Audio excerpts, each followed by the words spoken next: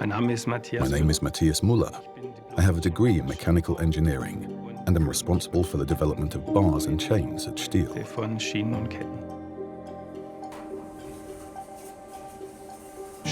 STIHL guide bars deliver the perfect balance between the lightweight construction of the bars and their durability and rigidity, depending on the customer user group.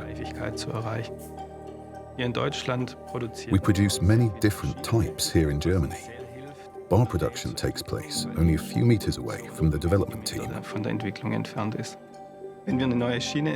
When we develop a new bar, we think about the concept and develop drafts in CAD, so we can then produce prototypes for testing. These tests are carried out several times to optimize the prototypes. At the end, we run worldwide testing to hopefully get positive feedback from the customers. The final bending test was developed out of a real use case in the forest.